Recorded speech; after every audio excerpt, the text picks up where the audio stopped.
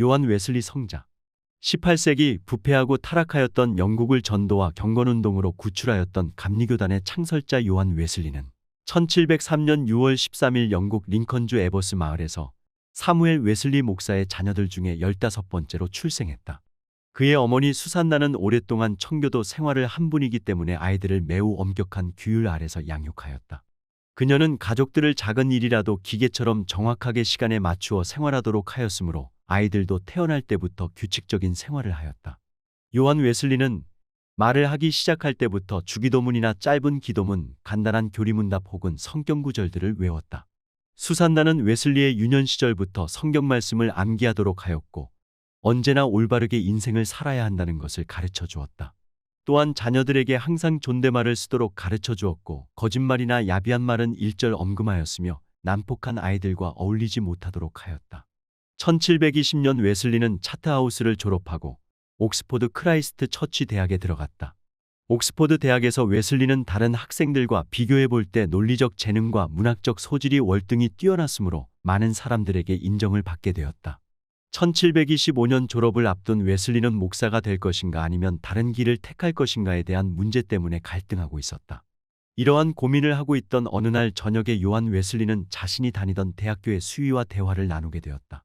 웨슬리는 그 수위가 남루한 옷을 입고 있는 것을 보고 자네, 집에 가서 다른 옷을 입고 오게나 그려 하였다. 그랬더니 그 사람은 예, 나는 옷이라고는 이것밖에 없습니다. 그러나 나는 이것이라도 하나님 앞에 감사합니다. 하고 말하는 것이었다. 그럼 자네 오늘 무엇을 먹었나? 예, 죄송합니다마는 나는 오늘 종일 물밖에 먹은 것이 없습니다. 그러나 그것이라도 주신 하나님께 감사합니다. 이제 밤이 깊었으니 어서 숙소로 돌아가게. 지금 돌아가지 않아서 쫓겨나게 된다면 무엇으로 감사할 터인가? 예, 찬 돌 위에서라도 잘 자리가 있으니 감사하지요. 자네 매우 가상하이. 입을 것도 먹을 것도 잠잘 자리도 없는데 감사하다니 그러면 그 밖에 자네가 감사하는 다른 조건이 무엇인가? 예, 나는 하나님께서 내게 생명을 주시고 또 하나님을 사랑할 마음과 섬길 생각을 주신 것에 대하여 감사합니다. 웨슬리는 수위의 말을 듣고 깊은 감화를 받았을 뿐만 아니라 종교에는 자신이 아직 경험하지 못한 경지가 있는 것을 깨닫게 되었다. 또한 이때 웨슬리는 제레미 테일러의 거룩한 삶과 죽음을 읽고 큰 감동을 받게 되었다. 그는 말하기를 나는 이 책을 읽는 중에 한없는 감동을 받고 나의 생명 전체를 하나님께 바치기로 결심하였다. 고하였다. 또한 그는 토마스 아 캠피스의 그리스도를 본받아를 읽게 되었다. 이러한 책들은 웨슬리의 양심을 각성시켰고 그의 심령의 종을 울리기 시작하였다. 그 후부터 웨슬리는 매주 성찬식에 참석하였으며 말이나 행위로 죄를 짓지 않기 위하여 조심하였다. 또한 그는 새벽 4시에 일어나 기도하는 습관을 기르기 시작하였다. 1727년 웨슬리는 목회를 하던 부친의 건강이 갑자기 악화되어 그곳에서 2년 3개월 정도 아버지를 도와드리면서 생활하는 가운데 목사 안수를 받게 되었다. 1729년 다시 옥스포드로 돌아온 웨슬리는 신성클럽의 지도자가 되었다. 이 모임에서 첫 번째로 하는 일은 성경 공부였다. 그들은 함께 열심히 기도하였고 원어 성경과 고전을 깊이 연구하였다.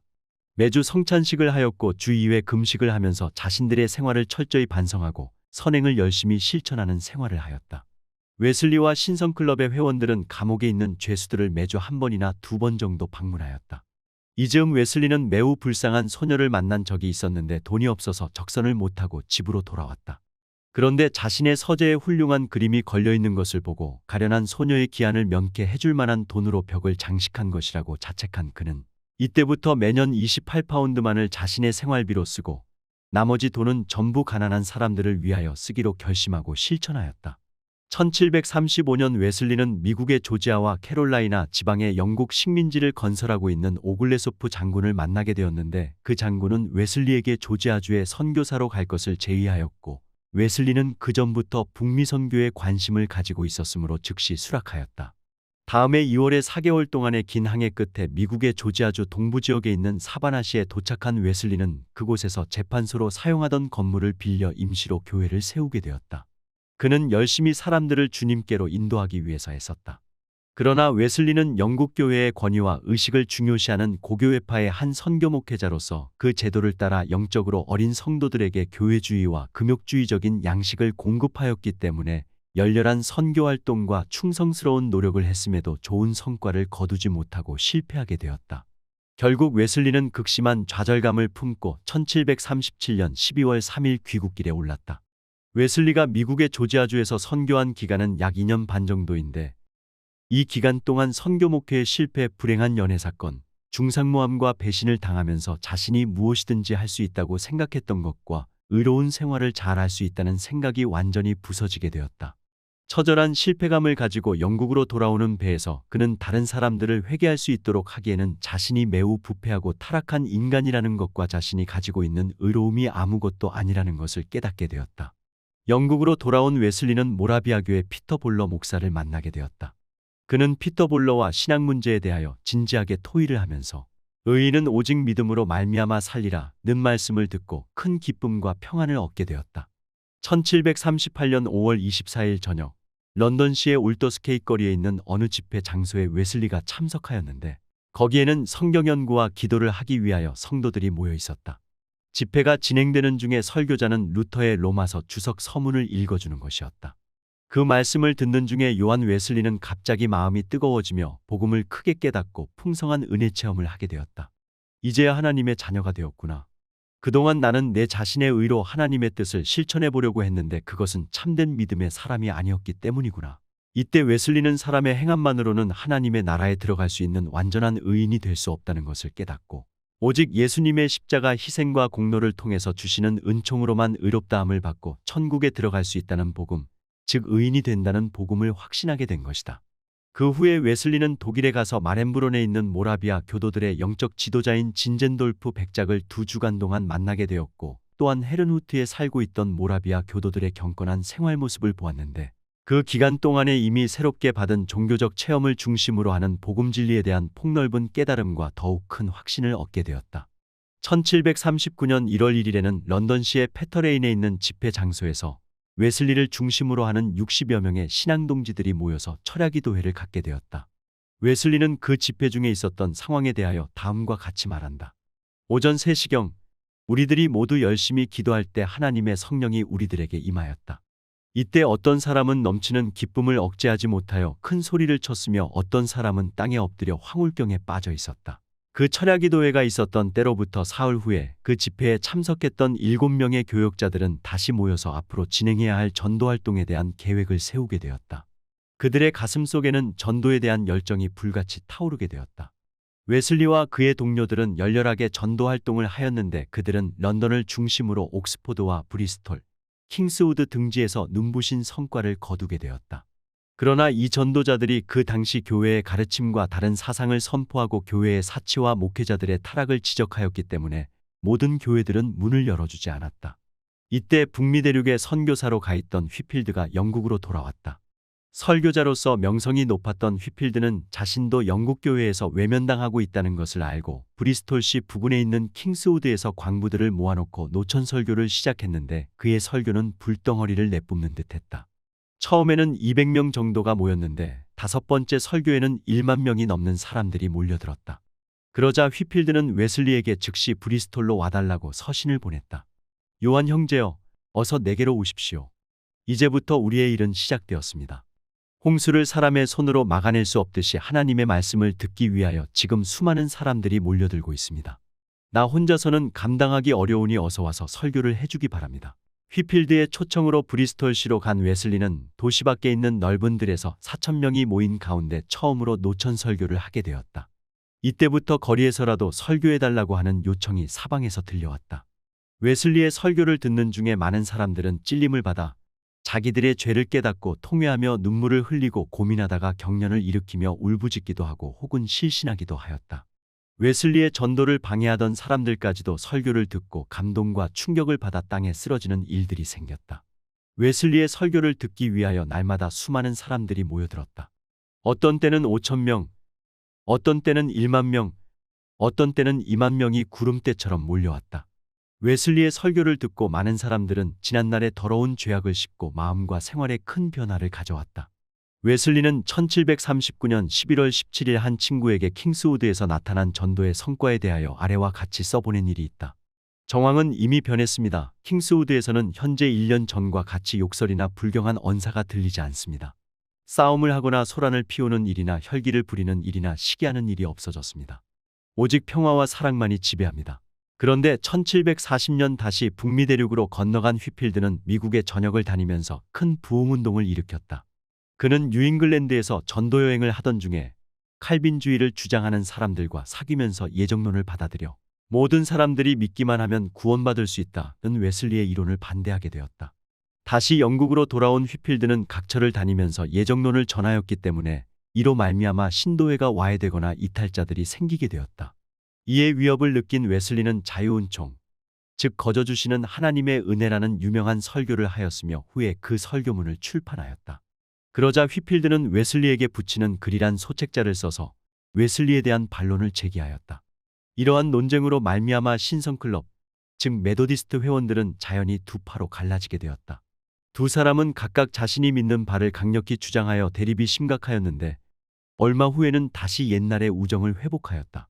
휘필드는 1770년 별세하기까지 영국과 북미 대륙을 돌며 전도활동을 하여 큰 성과를 거두었다. 그의 큰 업적에 대해 맥티어 감독은 휘필드는 마르고 거친 땅을 한번 신선케 하고 비옥케 한 다음에는 그 땅에 흡수되어 사라지고 말았다. 반면에 웨슬리의 전도활동은 시냇물이 일정한 길을 따라 흐르는 중에 점점 커지고 깊어져 끊일 줄 모르는 것과 같다 라고 하였다. 웨슬리와 그의 동역자들은 복음을 전하는 중에 환영도 많이 받았지만 핍박도 많이 받았다. 그들의 전도사역 초기에는 영국 교회의 감독과 목사들의 비난과 공격이 많았다. 웨슬리의 전도활동이 불길처럼 사방에 퍼져나가자 국교회의 목사들은 교회의 문을 닫아버리고 각처에서 불량배들을 시켜 웨슬리와 그의 동료들을 향하여 돌멩이를 던지고 주먹과 몽둥이까지 휘두르도록 만들었다. 또한 웨슬리의 설교를 듣고 많은 사람들의 생활이 큰 변화를 가져왔기 때문에 그런 사람들을 대상으로 하여 돈을 벌고 있던 사람들이 웨슬리를 극심하게 미워하고 박해하였으며 그의 전도활동을 방해하였다. 다시 말해서 수많은 술주정뱅이, 도박꾼, 창녀들과 음행을 즐기는 사람들, 오락이나 관광이나 스포츠를 즐기는 사람들, 즉 온갖 더러운 범죄의 수렁에 빠져 있는 사람들이 회개하고 구원받아 하나님의 말씀을 따라 새로운 생활을 하게 됨으로써 술집이나 오락실, 도박장, 유곽 등의 영업을 하는 사람들이 피해의식을 가지고 깡패들을 동원하여 요한 웨슬리의 전도활동을 도처에서 회방하였다. 특히 영국 중서부에 자리 잡고 있는 스태포드주 북쪽 암흑촌에 있는 웬스베리와 왈살과 달레스톤의 주민들은 난폭할 뿐만 아니라 무법자들 같았다. 웬스베리에서는 1742년 11월부터 전도하기 시작하였는데 마귀의 역사가 크게 일어나서 박해가 극심하였다. 어느 날 웨슬리는 설교를 하고 돌아오다가 불량배들에게 둘러싸여 몽둥이로 심하게 구타를 당하고 끌려갔다. 웨슬리가 정신을 차려보니 어느 허술한 헛간이었다. 그 불량배들은 정신이 드냐, 이제 설교를 그만두겠다고 다짐만 해. 그러면 살려보내고 그렇지 않으면 여기서 죽는 거야 라고 하였다. 웨슬리는 즉시 눈을 감고 기도했다. 하나님, 이 사람들을 용서하여 주소서. 지금 이 사람들은 자기의 잘못을 모르고 있습니다. 참으로 놀라운 일이 이때 일어났다. 그 기도를 듣고 나서 불량배들은 모두 머리를 숙이고서 울어버렸던 것이다. 이 불량배들 가운데 큰 변화를 받고서 평생 동안 웨슬리를 따라다닌 사람도 있었다. 다음 해 10월에 웨슬리가 다시 웬스베리에 갔을 때 폭도들은 웨슬리의 숙소를 포위하고 그 목사 놈을 잡아내라, 그 놈을 우리가 죽여버리겠다고 고함을 치면서 덤벼들었다. 웨슬리는 침착하게 사람을 시켜 폭도들의 괴수를 불러오게 하였다. 들어온 괴수의 얼굴은 살기가 흘러넘쳤다. 그러나 그가 웨슬리로 더불어 몇 마디 주고받는 동안 이리와 갔던 그는 양처럼 온순하게 되었다. 웨슬리는 다시 그 괴수로 하여금 폭도 중에 자기를 제일 반대하는 사람들을 데려오라고 했다. 그는 나가서 두 사람을 데리고 왔다. 그들의 분노는 머리끝까지 올라 있었다. 그러나 웨슬리가 그들로 더불어 잠시 이야기를 하는 중에 그들의 분노도 눈 녹듯이 사라지고 웨슬리 앞에 머리를 숙였다. 새 괴수를 설복한 웨슬리는 밖으로 나가 의자 위에 올라가서 폭도들에게 당신들이 나를 어떻게 하렵니까? 하고 물었다.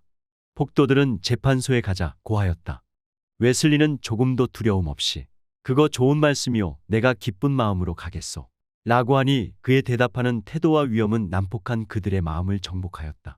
이렇게 폭도들의 흥분이 가라앉게 되자 일부는 돌아갔는데 남아있는 200~300명의 폭도들은 웨슬리를 끌고 포구를 무릅쓰고 어두운 밤에 1시간 동안이나 걸어서 그 지방장관에게 갔으나 면회를 거절당하였다. 그들은 울분을 참지 못하여 웨슬리를 다시 왈살로 데리고 가서 그곳 재판관에게 호소하였다. 그러나 그 역시 이런 일에 간섭하려 하지 않으므로 할 수 없이 돌아오는 중에 왈살의 폭도들이 웨슬리를 데리고 갔던 사람들을 습격하여 웨슬리를 빼앗아 마구 구타하여 많은 상처를 내었다. 이때 웨슬리는 목소리를 높여서 미친 듯한 폭도들에게 여러분 내 말 좀 들어보시오 하고 외쳤다. 아니다, 아니다, 그놈의 골통을 부셔버려라, 그놈을 단번에 처치해라. 웨슬리가 소리를 높여 말을 하였으나 그 폭도들은 그놈을 끌어내려라 고 계속 소리질렀다. 웨슬리는 다른 방도가 없음을 깨닫고 큰 소리로 기도하기 시작했다. 웨슬리의 간절한 기도는 폭도들의 마음을 사로잡았다. 그 폭도들의 두목은 웨슬리의 기도를 듣고 두려운 마음이 생겨 웨슬리를 향하여 여보시오, 나는 당신을 위하여 내 목숨을 바치겠습니다. 나만 따라오시오. 어느 누구도 당신의 머리털 하나라도 어떻게 하지 못할 것입니다. 라고 하였다. 웨슬리는 그 두목과 몇몇 사람들의 보호 아래 무사히 숙소까지 도착하였다. 웨슬리의 전도 활동을 방해하던 폭도들은 웨슬리와 그의 동역자들뿐만 아니라 메도디스트 회원들의 집까지도 습격하여 창문과 테이블, 의자, 장롱들을 모조리 때려 부수고 값진 물건들을 빼앗아갔다. 아무도 그 폭도들을 제지할 수 없었다. 습격을 당한 신도들은 그곳 치안 책임자에게 보호를 요청하였으나 거절당하였다. 이러한 사건들은 1744년 2월 18일 화이트홀 앤드 런던 이브닝 포스트지에 발표되었는데 여기에는 메도디스트라고 부르는 사람들이 일으킨 폭동이라고 기재되었다. 폭도들은 메도디스트 회원들이 폭도들이며 방화범들이라고 엉뚱하게 죄과를 뒤집어 씌웠다. 또한 폭도들은 웨슬리가 설교할 때 돌과 쓰레기 등 오물을 던지고 욕설을 퍼부었다. 웨슬리는 폭도들에 의해 심하게 구타를 당하여 선열이 낭자한 때도 많이 있었으나 담대하고 의연한 태도를 잃지 않았다. 웨슬리는 폭도들을 대할 때 피하거나 위축됨 없이 용감하게 그들과 정면으로 대하였다. 웨슬리의 이 용감한 태도가 도리어 그를 많은 어려움에서 구출하였다. 폭도들은 웨슬리의 위험 있는 언어와 빛나는 눈빛과 영적 가마력에 여지없이 압도되고 말았다. 폭도들의 괴수로서 웨슬리에게 덤벼들었던 조지 클리프톤이란 사람은 웨슬리의 용감한 정신과 태도에 깊은 감동을 받아 회개하고 자기의 동료들을 떠나 메도디스트회에 가입하였다. 찰스 웨슬리가 그에게 당신은 나의 형님을 어떻게 생각하시오? 하고 물으니 그는 예, 나는 그를 하나님의 사람으로 생각합니다. 그렇게 많은 사람들이 그를 죽이려고 하는데 그 중에 누구 하나도 그를 살해하지 못하는 것을 볼 때 나는 하나님께서 그와 함께 계시다는 것을 알았습니다. 라고 대답하였다. 웨슬리와 그의 교도들은 직접 폭행을 당하는 것 외에도 여론과 신문과 잡지 등으로 가혹한 공격을 받았다. 이 책들은 웨슬리를 매국노, 이단자, 반역자, 배교자, 민중을 기만하는 자, 제수이 땅의 가면을 쓴 자 등으로 불렀다. 웨슬리와 그의 동료들은 이런 수모와 박해 그리고 수많은 비난 속에서도 끝까지 참고 나갔다. 그러다가 1750년대 후반부터는 박해가 줄어들고 자유롭게 전도할 수 있는 문이 열렸다. 이것은 요한 웨슬리의 인격과 능숙한 통솔력 그리고 그가 박해를 당하는 중에 보여준 모범적인 행실로 말미암은 것이라 할 수 있을 것이다. 웨슬리는 교회 정치와 행정 능력이 풍부하였다. 웨슬리는 그의 전도로 얻은 신도들의 지도와 육성과 관리를 위하여 여러 가지 제도를 만들어 실시하였는데 연합신도회, 속회 그리고 신도상호 간의 친교를 위한 애찬회와 철야기도회 등이 그것이다. 또한 그는 평신도 전도자를 등용하여 설교와 신방하는 일에 전심전력을 다하도록 하여 조직을 튼튼하게 하였으며 1744년부터는 해마다 연회를 열어 일반 신도들의 지도와 훈육 문제, 영국교회와 관계 문제, 신도들의 조직 문제, 평신도 사역자 문제 등 메도디스트회를 위한 전반적인 모든 일들을 처리해 나갔다. 1784년에 열린 연회에서 웨슬리는 포고문을 발표하였는데 그 내용은 메도디스트 전도인들 중에서 사랑과 존경을 받는 백인이 매년 1차씩 모임을 갖고 감리회 전체를 치리한다는 것이다. 이 감리교단의 회장은 웨슬리가 임종할 때까지 역임하였다. 또한 웨슬리는 사회사업의 선구자였다. 그는 킹스우드의 광부들의 자녀를 위해 학교를 세우고 뉴캐슬에는 고아원을 설립하였다. 그리고 파운드리 교회나 웨스트 교회에서는 자선사업의 본부를 만들어 여러 가지 사업을 하였다. 빈민학교를 개설하여 가난한 집 아이들을 가르치고 가정구조회를 조직하여 옷이나 음식을 거두어 사람들을 구제하였다. 그 밖에도 웨슬리는 파운드리와 웨스트와 브리스톤의 병원을 설립하여 가난한 사람들을 치료해 주었다.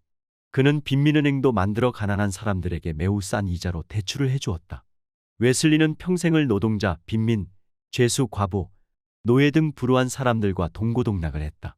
1751년 2월 18일 요한 웨슬리는 영국의 북쪽 지방으로 전도여행을 떠나려고 하던 중에 빙판에서 넘어져 발목을 크게 다쳤다. 그는 여행을 일단 중단하고 노아 바질 미망인의 집에서 일주일간을 유숙하게 되었는데 이것이 인연이 되어서 이 여인과 비극적인 결혼 생활이 시작되었다. 그녀는 성격이 원래 포악하고 남달리 질투심이 강한 여성이었기 때문에 언제나 웨슬리를 감시하고 때로는 남편의 포켓을 뒤져 편지들을 훔쳐 읽고는 조그만 꼬투리라도 있으면 폭언을 하였다. 웨슬리를 늘 의심하였기 때문에 그가 마차 여행을 다닐 때에는 그 뒤를 쫓아가 마차 안에 누가 타고 있나 조사를 해보기도 하였다. 한 번은 에란에서 전도 여행 중에 어느 숙소에서 들었을 때의 일인데 웨슬리의 동역자였던 존 햄슨이 그 숙소를 방문하였다. 그가 문을 열어보니 웨슬리는 방바닥에 넘어져 있고 웨슬리의 부인은 시근덕거리면서 손에 머리카락 한 줌을 쥐고 있더라는 것이다. 웨슬리의 부인은 남편의 머리채를 잡아 끌고 다녔던 것이다. 이러한 웨슬리의 비참한 결혼 생활은 1782년 10월 14일 그녀가 웨슬리보다 10년 먼저 세상을 떠남으로 막이 내렸다.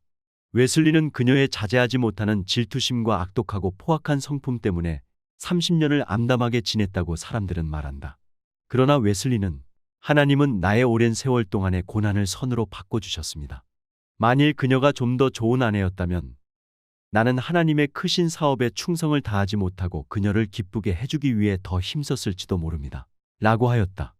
웨슬리의 생전의 메도디스트 운동은 스코틀랜드 북쪽에 멀리 있는 셰틀랜드 섬을 제외하고는 영국 전역 어느 섬에나 미치지 않은 곳이 없었다. 북미 대륙에도 1760년부터 이민간 메도디스트 회원들에 의하여 복음 진리가 전파되어 교회들이 세워지게 되었고 1769년부터는 선교사들을 파송하기에 이르렀다. 1770년에는 미주 메도디스트교 기초를 닦은 프랜시스 에즈베리를 선교사로 파견하여 눈부신 발전을 이룩하였다. 말년에 웨슬리는 자신의 노쇠함을 느끼면서도 여전히 잉글랜드와 웨일즈, 스코틀랜드, 아일랜드 등 영국 각처를 순회하면서 전도를 하고 신도회를 시찰 지도하였다. 1790년 웨슬리는 최후의 연회를 브리스톨에서 열었다. 당시 감리회의 신도수는 영국의 7만 1463명, 북미의 4만 3260명, 그 밖에 선교지의 5350명이었다. 웨슬리는 신체가 날로 쇠약해감으로 모든 일을 중지하고 시트로드 교회에 있는 그의 사택으로 돌아와 병석에 누웠다. 1791년 3월 2일 오전 6시 평생 4만여 회의 설교를 하고 400여 권의 책을 저술한 위대한 하나님의 종 요한 웨슬리는 88세의 생애를 마치고 영원한 안식의 나라로 들어갔다. 허드슨 테일러 성자. 중국 내륙선 교회의 창설자 허드슨 테일러는 1832년 5월 21일 영국의 반슬리에서 출생하였다.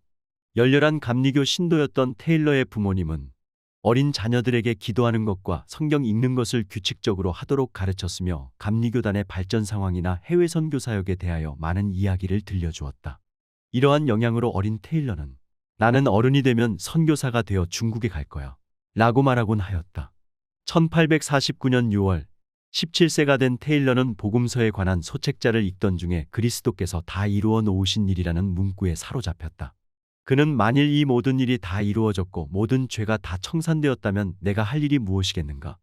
이 세상에서 내가 할 일은 다만 무릎을 꿇고 겸손한 마음으로 구주를 영접하고 구원을 받아 영원히 찬양하는 것밖에 없다.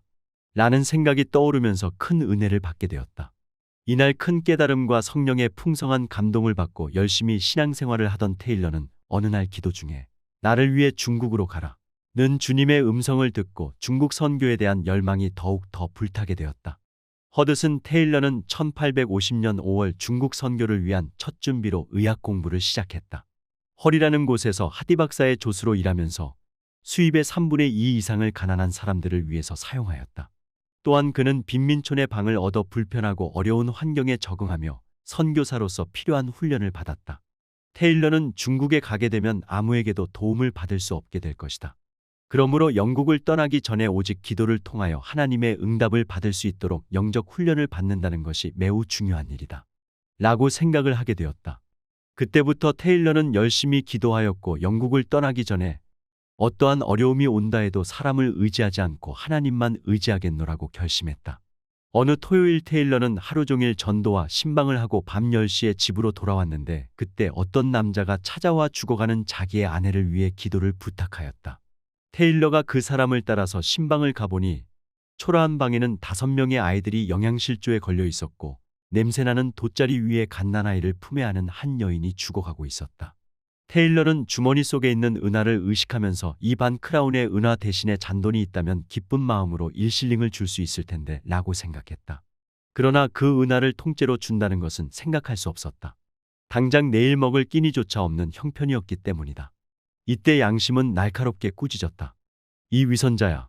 구원받지도 않은 이들에게 사랑이 많으신 하나님에 대하여 말은 잘하면서 내 주머니 속에 은하는 통째로 줄 수 없단 말이냐.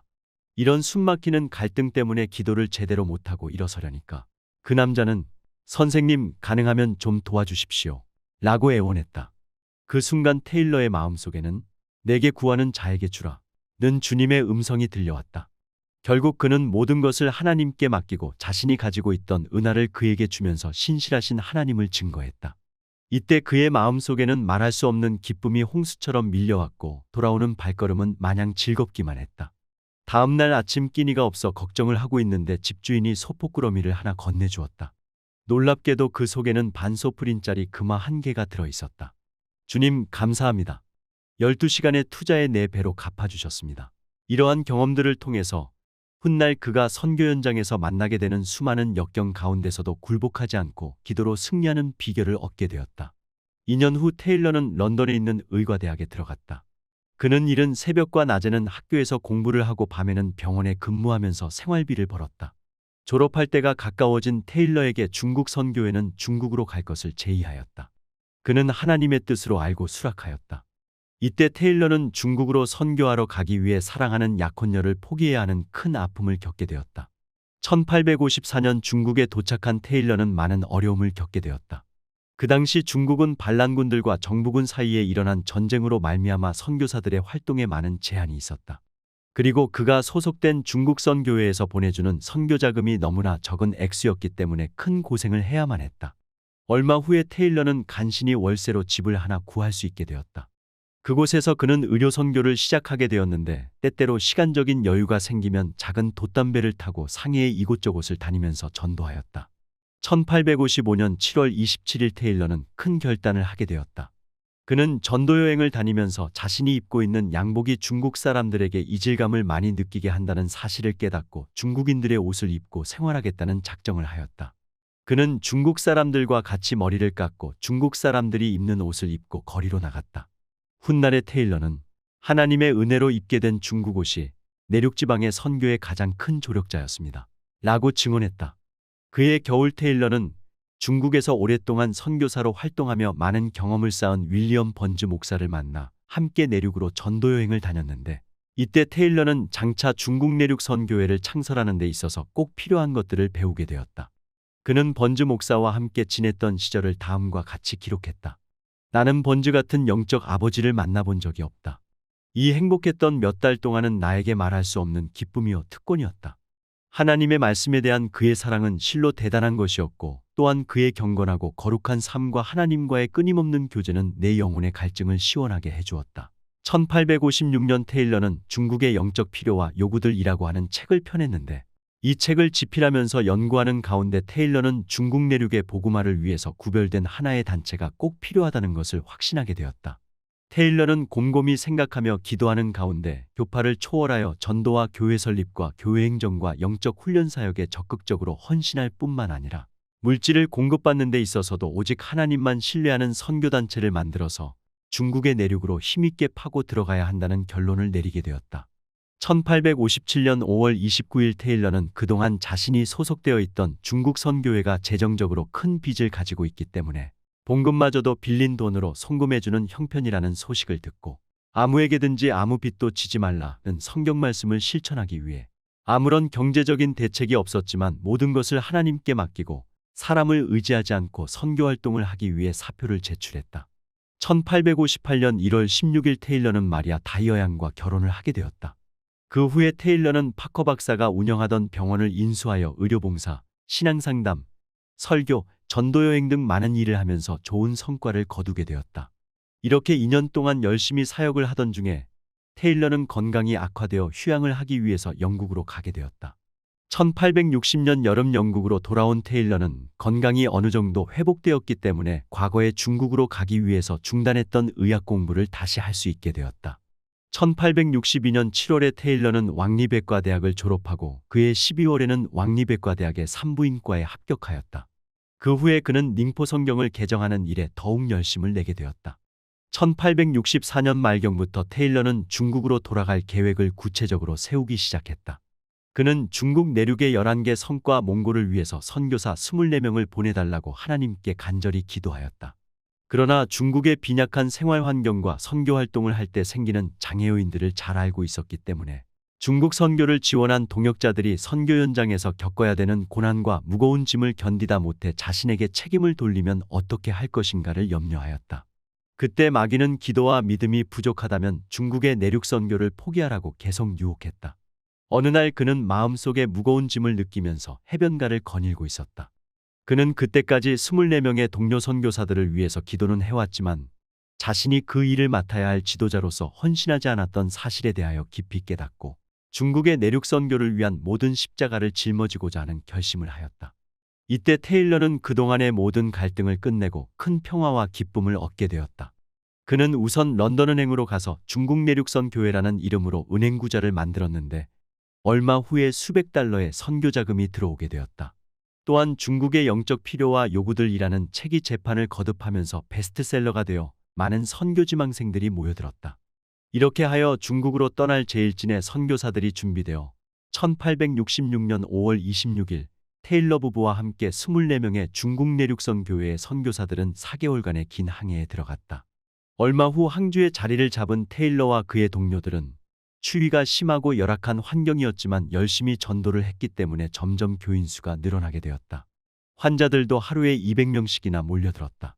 테일러는 그들에게 자신의 몸은 돌보지 않으면서 언제나 변함없이 친절하고 사려 깊은 관심과 사랑을 베풀면서 빛과 소금의 역할을 잘하였다. 안타깝게도 이때 테일러는 8살의 맏딸 그레이시를 뇌망염으로 잃는 아픔을 겪게 되었다. 1868년 테일러는 항주에 있는 선교사들 중에 일부를 데리고 내륙으로 깊이 들어가야 될 필요성을 깨닫고 복음이 한 번도 전파되지 않은 양주를 향해서 떠났다. 테일러와 중국 내륙 선교회의 선교사들은 서양인들이 거의 가본 적이 없는 지역으로 점점 깊이 들어가서 선교 활동을 하게 되었기 때문에 더욱 많은 핍박을 당하게 되었다.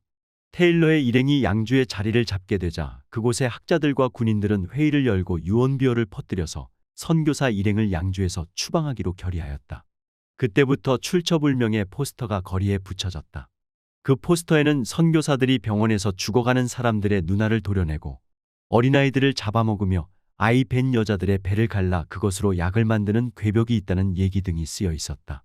분노한 군중들은 선교사들이 살고 있는 집 주변에 모여들어 돌을 던지기 시작했다. 이러한 폭동이 일어날 수 있는 분위기가 느껴지는 가운데 일주일이 지났다. 그때 누군가 또다시 24명의 아이들이 실종되었다. 라는 유언비어를 퍼뜨리게 되었다. 그러자 폭도들의 수는 8,000명에서 10,000명으로 불어났다. 그들 중에는 칼이나 창, 곤봉 등으로 무장을 한 사람들도 있었다. 그들은 서양 귀신들이 24명의 아이들을 잡아먹었다. 라고 소리질렀다. 테일러는 양주 시장에게 사태를 수습해달라고 요청하는 심부름꾼을 몇 번 보냈지만 아무런 회답이 없었기 때문에 직접 찾아가기로 결심했다. 테일러는 폭도들의 눈을 피해 나가다가 그들에게 발견되어 돌멩이를 맞았지만 간신히 시장의 집까지 도착하였다. 따라서 그는 뒤따라오는 폭도들로부터 목숨을 건질 수 있었다. 이러한 사태에 대하여 심각함을 느끼게 된 시장은 군인들을 데리고 가서 몇몇 주동자들을 구속하였기 때문에 그 사건은 일단락되었지만 그로 인한 피해는 너무나 컸다.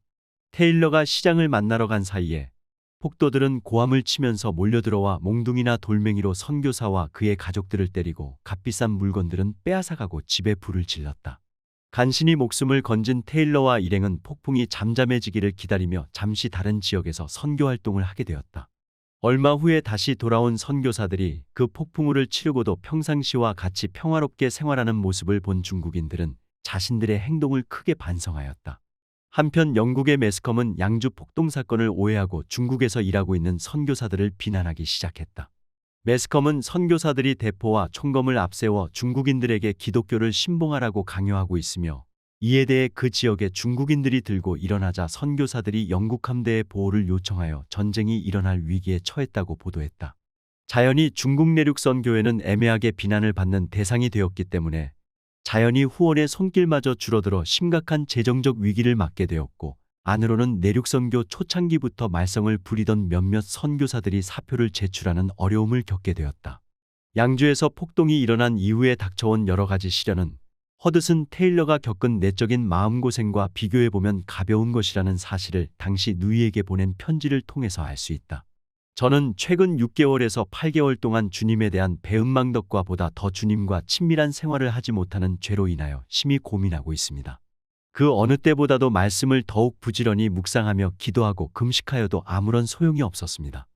매일 새벽마다 한순간도 주님에게서 눈을 돌리지 않기를 기도하며 결심하지만 때로 힘든 일이나 밀린 잡무로 바빠지면 주님을 잊은 제 모습을 발견하게 됩니다. 그러한 자신을 발견할 때면 저는 극도로 신경이 날카로워져 때로 불쾌한 표정을 짓기도 했습니다.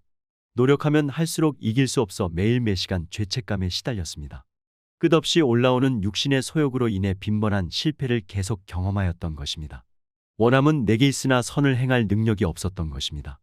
저는 무엇보다도 거룩함을 갈망하였으나 노력하면 할수록 실패하였습니다. 저녁이 되어 하루를 반성할 때면 저는 그날의 실패에 애통하면서 괴로워했고 울면서 주님께 도움을 청했습니다.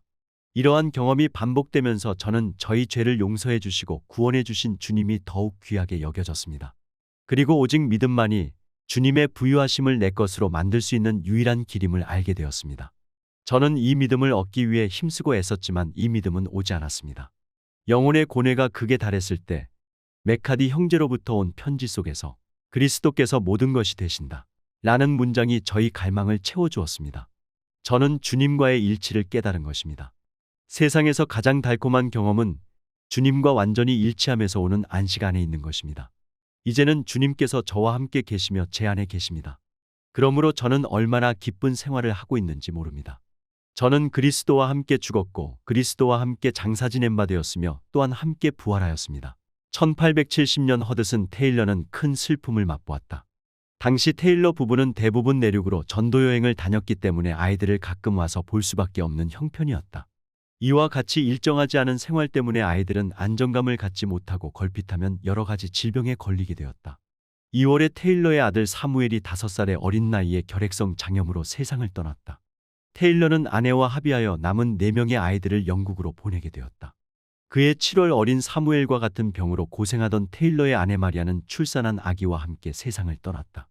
이때 테일러 자신도 이질로 고통당하고 있었다. 이런 슬픔을 당하는 가운데 테일러는 다음과 같은 기도를 했다. 하나님이시여, 마리아를 제게 주셨던 것을 감사드립니다. 저희들이 함께했던 12년 반 동안의 행복한 삶에 대하여 감사드립니다. 또한 그녀를 하나님께서 계신 곳으로 데려가심에 대하여 감사드립니다. 저는 다시금 하나님의 사업을 위하여 새롭게 헌신할 것을 다짐합니다.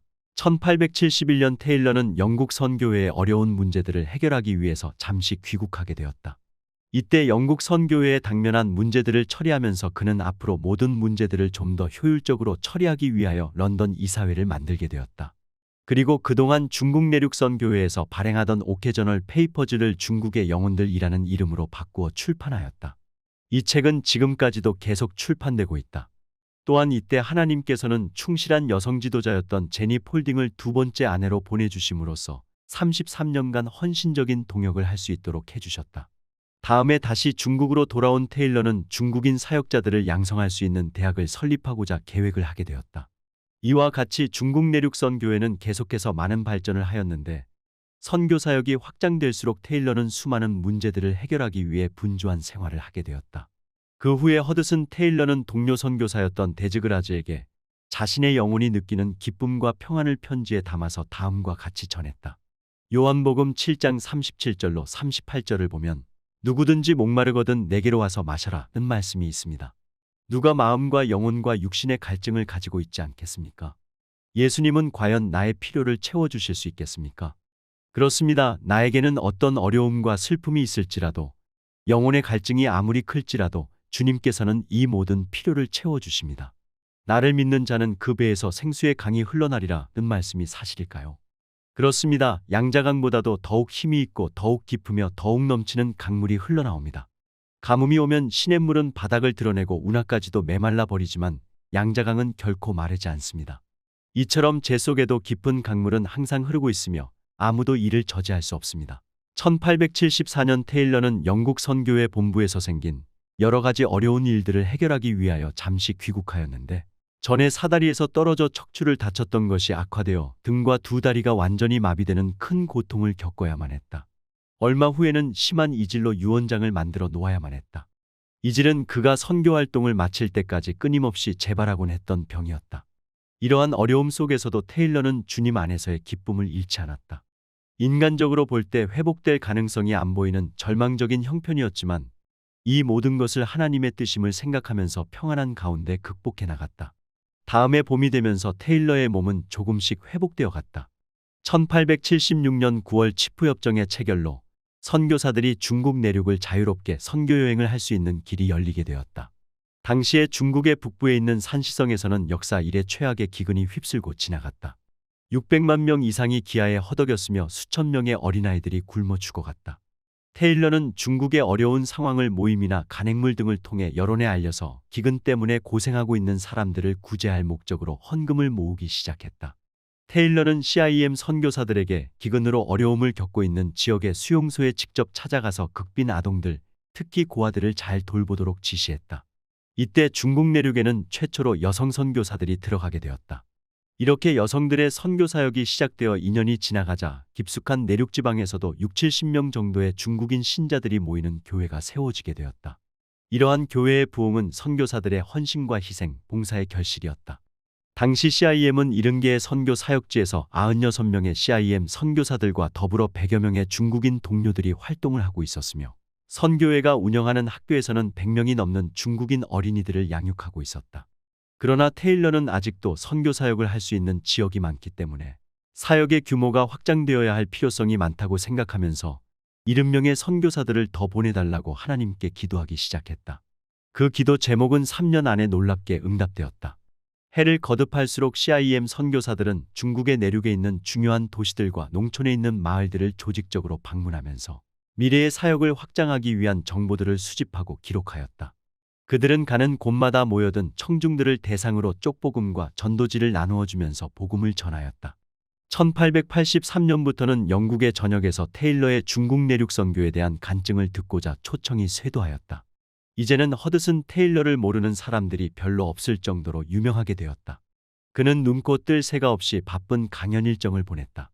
또한 테일러는 하루에 수십 통씩 날아오는 편지들을 읽고 답장을 하면서 선교회의 어려운 문제들을 해결하고 때로는 중국에 있는 선교센터들을 방문하여 필요한 도움을 주는 등 분주한 나날을 보내야 했다. 1888년 테일러는 미국과 캐나다를 순회하게 되었는데 그가 가는 곳마다 중국 선교에 자신을 헌신하고자 하는 사람들이 속출했으며 헌금도 끊임없이 들어왔다.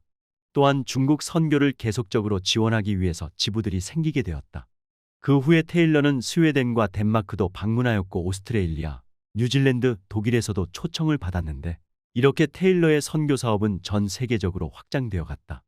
바쁜 일정 가운데서도 테일러는 하루의 모든 일과가 끝나고 깊은 밤이 되면 성경 읽기에 몰두하는 생활을 계속하였다. 그는 1년에 한 번씩 성경을 읽었는데 70세가 되었을 때 나는 방금까지 40년 만에 40번의 성경 읽기를 끝냈다. 고 말했다고 한다. 또한 그는 언제나 새벽 2시부터 4시까지 기도를 하였다. 그의 생애가 기쁨과 능력이 넘치는 삶이 되었던 것은 결국 이러한 기도와 성경 읽는 생활에서 비롯된 것이다. 1900년 미국 보스턴시에서 집회를 인도하고 있던 테일러는 심각한 쇠약 증세를 보여 방미 일정을 단축하고 영국으로 돌아올 수밖에 없었다. 이때부터 테일러의 병세는 점점 악화되어 편지를 쓰는 일도 하기가 어렵게 되었다. 그 해에는 중국의 정치적 상황도 한층 악화되었다. 서태후는 외국인을 진멸하라는 칙령을 내렸다. 또한 중국의 기독교인들을 가리켜 제2의 귀신들이라고 부르면서 그들을 중국 및 중국의 문화에 대항하는 반역자로 여겼다. 이때 가톨릭 교회도 극심한 고난을 당했다. 북경에서만 15,000에서 2만 명의 순교자들이 생겼다. 그 가운데는 주교들과 신부들도 많이 포함되어 있었다. 그때 중국의 전역에서 130명 이상의 개신교 선교사들과 50명 이상의 선교사의 자녀들이 목숨을 잃었다. 중국 내륙 선교회는 58명의 선교사와 21명의 선교사의 자녀들이 목숨을 잃었다. 그 당시 개신교 안에서 순교한 성도들의 총수는 거의 2,000명을 헤아렸다. 병상에서 이러한 비극적인 소식을 알게 된 테일러는 편지로 상해에 남아있는 선교사들을 위로하며 함께 아픔을 나누었다. 병상 생활을 하는 동안 테일러는 독서와 서신연락, 성경 읽기 그리고 기도 생활에 전념을 다하였다. 1902년 11월 테일러는 딕슨 호스트에게 총재직을 완전히 넘겨주었다. 1905년 봄에 73세가 된 테일러는 다소 건강이 좋아진 듯하여 11번째 중국 여행을 시도하였다. 4월 17일 아들과 며느리를 동반한 테일러는 상해에 닿았다. 그 당시에 중국 내륙 선교회의 선교사들은 800명을 넘고 있었다. 테일러가 선교지를 방문할 때 곳곳에서 중국의 은인으로 감사를 표시하는 것이었다. 이러한 환대 속에서 젊음을 중국 내륙 선교를 위해서 온전히 헌신하였던 허드슨 테일러는 6월 3일에 호남성에서 평안히 소천하였다.